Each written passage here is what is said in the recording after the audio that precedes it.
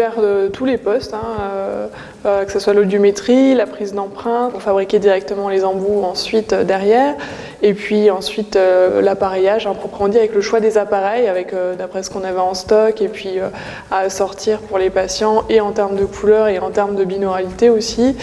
Voilà, à peu près tous les postes en fait.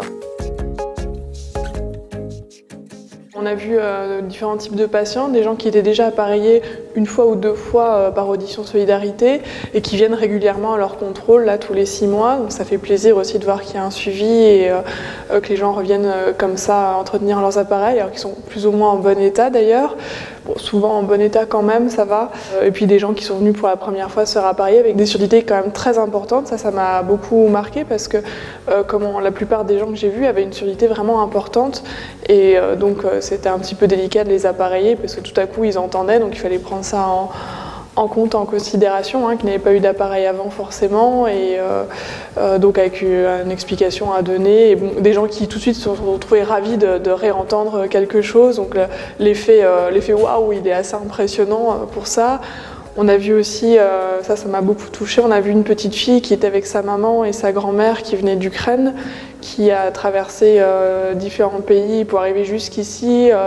Elle était appareillée, cette petite fille-là, et donc elle avait un de ses appareils qui était en panne chez son audioprothésiste en Ukraine, et le deuxième appareil, elle l'a perdu dans sa fuite.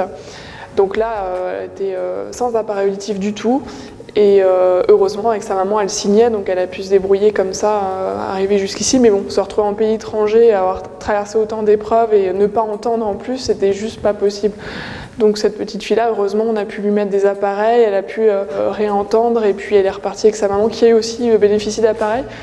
C'était amusant parce que la maman elle disait non mais c'est pas pour moi, c'est juste pour ma fille, moi c'est bon mais je veux pour ma fille, et elle on l'a appareillée aussi bien sûr, et donc les deux ont pu repartir appareillés. Donc ça c'était vraiment un moment assez émouvant parce que elles ont traversé des épreuves difficiles, d'arriver dans un pays étranger sans rien entendre. Bon, au moins on a pu les aider à repartir un peu plus sereinement.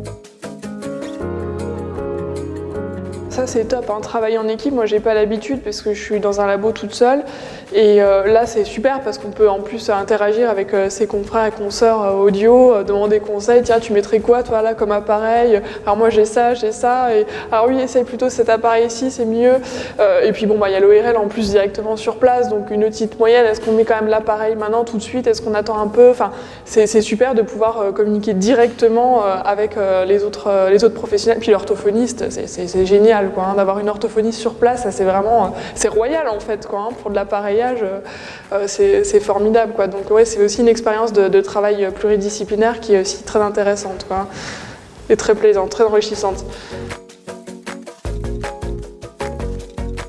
Solidarité.